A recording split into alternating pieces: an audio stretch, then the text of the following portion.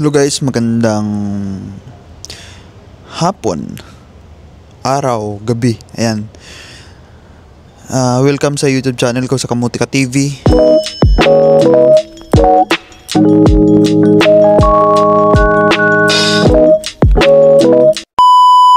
And nandito tayo ngayon sa isang lugar dito sa Macau na tayo lang nakakalam. Secret place. Sa mga hindi pa nakapag-subscribe dyan, subscribe nyo na guys. At baka ikaw na lang hindi pa nagsusubscribe, di ba? Ayan, thanks so much guys sa support.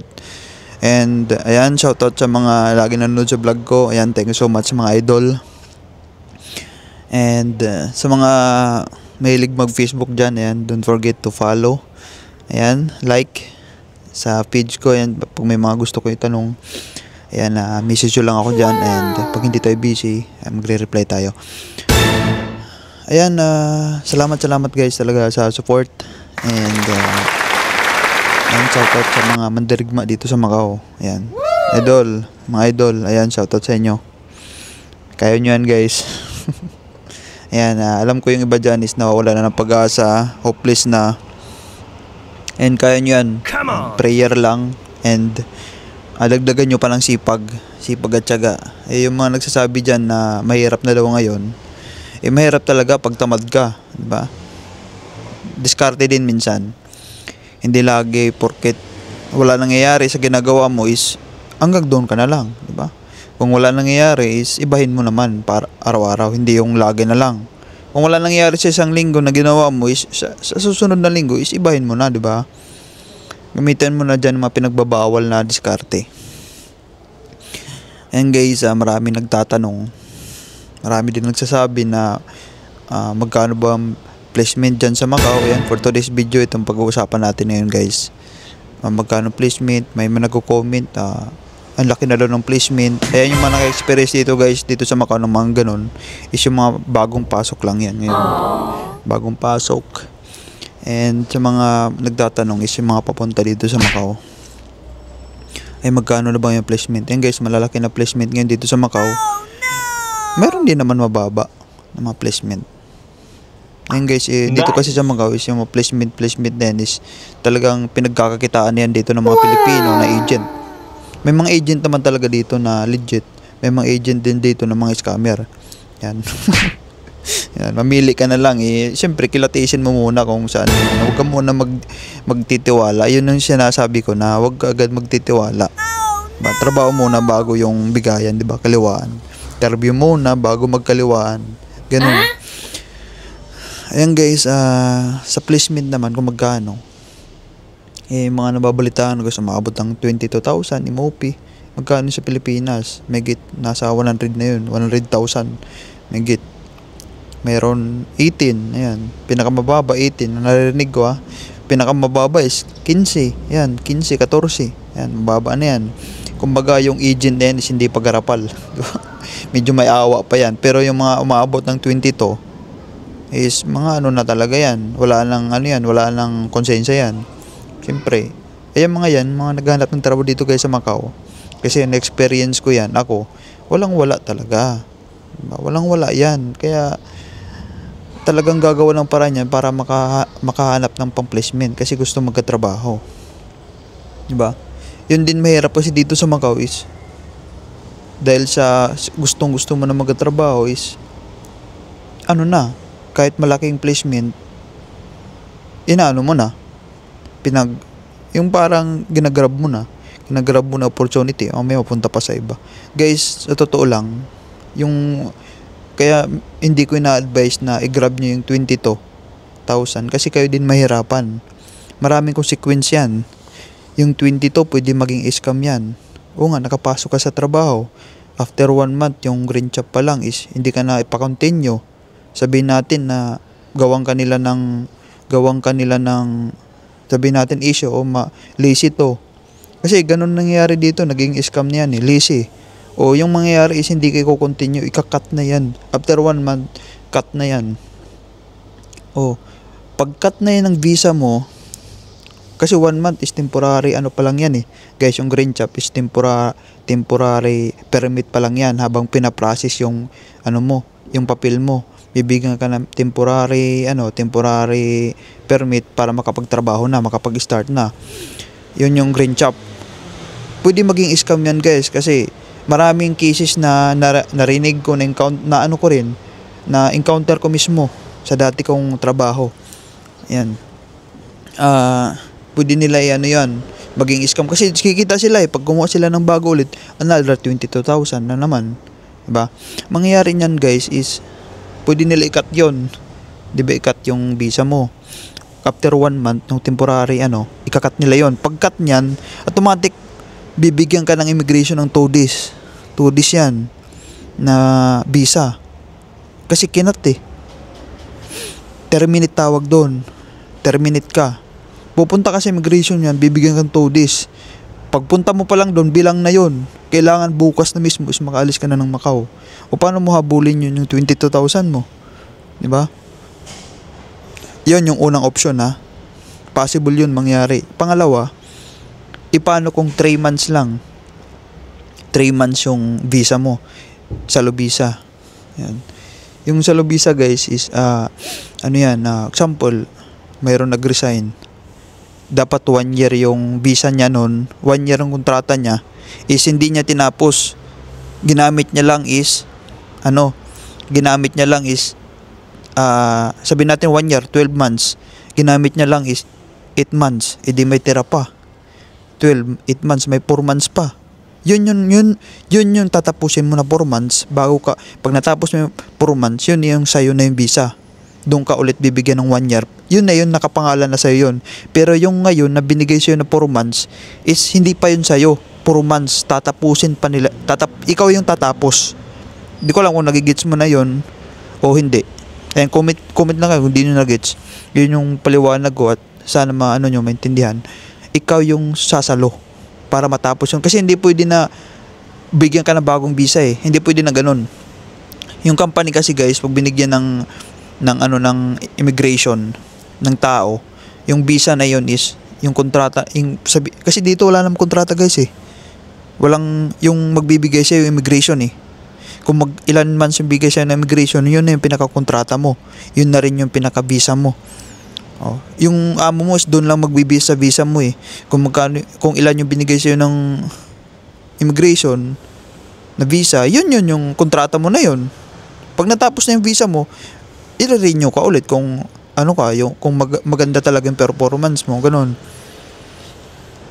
Yun yung salo visa, yung pangalawang option na possible na mangyari. Ayan, 4 months. 4 months. Tapos hindi ka na-renew. Hindi mo pa rin bawi yung 22,000 MOP. Yung sahod mo is 7,500. Diba? Yun yung basic ngayon, 7,500 dito sa Macau. 7,500. Meron man naman mga 8,500, yun ang matataas na yun, 8,500.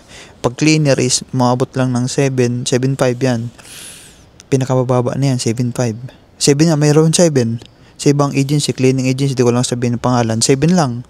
O tumataas lang yung sahod nila dahil sa OT. O maabot lang 10 kasi daming OT. Paano kung wala kang OT, di ba? Yun. Paano mo babayaran yun? Sabihin natin 4 months. Kahit sabihin natin na lahat ng sahod mo binibigay mo dun sa pambayad sa pinang-placement mo, wala na mapupunta sa'yo kung 4 months ka lang.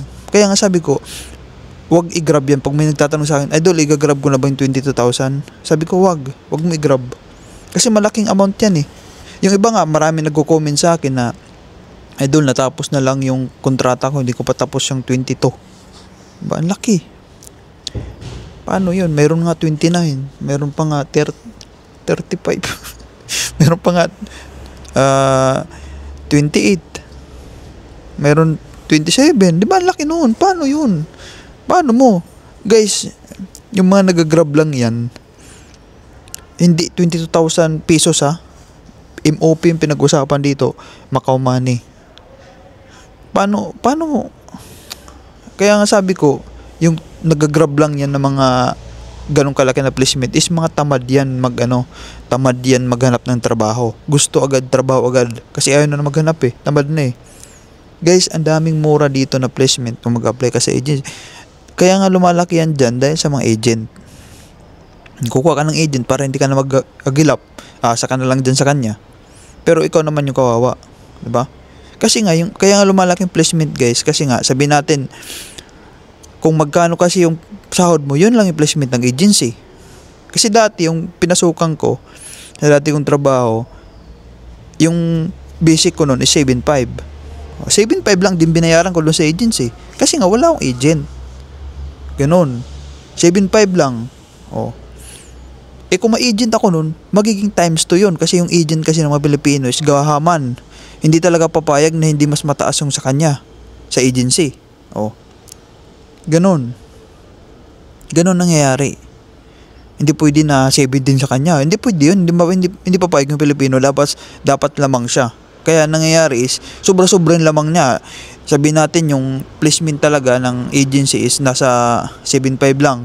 Paano binayaran mo is 22? Magkano kickback niya doon? Sobra-sobra pa. Times 2 pa nga eh. Times 3 pa. Di ba? Kawawa ka. Kaya nga sabi ko, wag nyo i-grab. Mag-apply kayo doon sa mga agency. Doon mismo kayo mag-apply. Oh. Araw-arawin nyo. Doon, yun legit. Mababa ang babayaran mo. O, punta ka sa mga restaurant dito, maglagay ka ng dishwasher, o, cleaner, punta ka sa mga cleaning agency. O, maglagay ka ng gardener, kung lalaki ka, may mga gardener, bakit babae, may gardener din. O, kung marunong ka talaga sa bakery, maggawa ng tinapay, yan, pwede ka sa bakery, yan. Doon ka mismo mag-apply, huwag ka mag-ano dyan sa mga post-post na mga agent yan eh. Diba ako nahirapan sa inyo eh. Kasi nga, nararamdaman ko yung nararamdaman nyo. Kasi galing ako dyan sa inyo eh. Diba? Kaya nga nasasabi ko to kasi nga galing ako dyan sa inyo guys. Hindi ako pumunta dito sa Macau na pagdating ko may trabaho na. Nag-umpisa ko dito as tourist tapos naghanap ng trabaho. Kaya nga sinishare ko yung mga diskarte ko. Sinishare ko yung mga ginagawa ko dati para gawin nyo rin. Diba? Hindi ko sinasabi na mag-agent kayo kasi nag-agent ako. Guys, kung para makatipid kayo, huwag kayo mag-agent. Yan. Kung masipag kayo, mag-apply kayo ng doon mismo sa agency. Huwag kayo mag-gumamit ng agent. Marami kasi nag-comment, idol, wala na dyan sa Macau. Agent ng labanan. Agent kasi tamad ka. Diba? Pag ma-agent ka guys, dito sa Macau is wala na. Mag-aantay ka lang sa agent.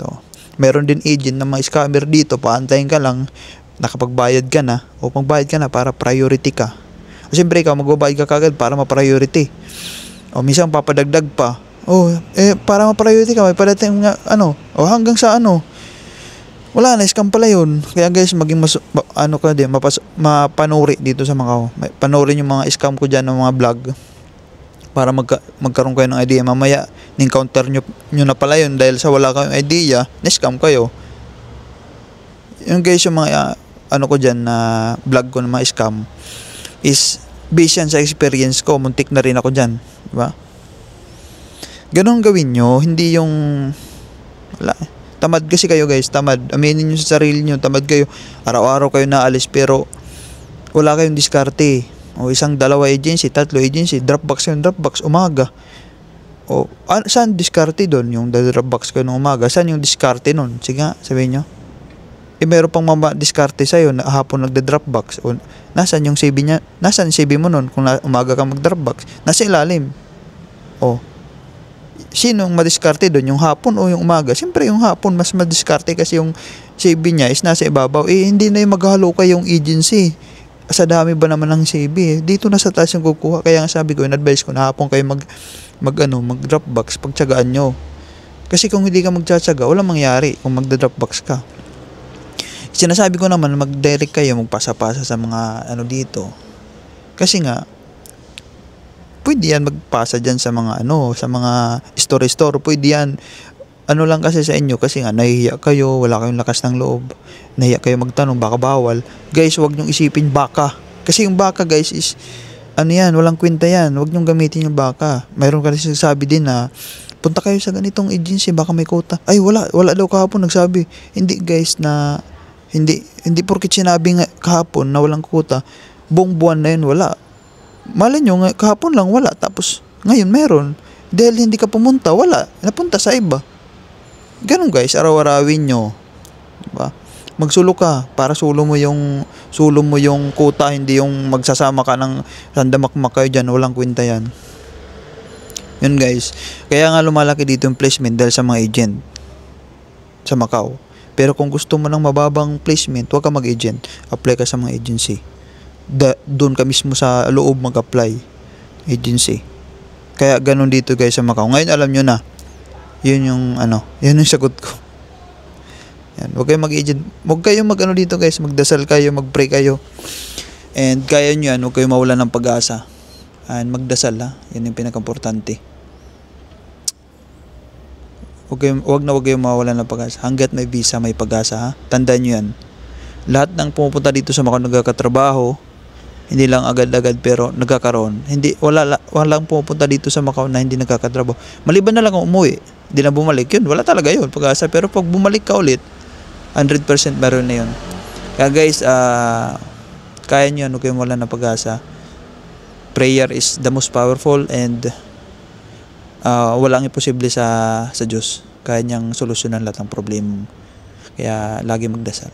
Yun lang guys, thank you so much and sana may natutunan kayo sa vlog na to. And para to sa inyo. Thank you so much guys and God bless sa lahat. I love you all.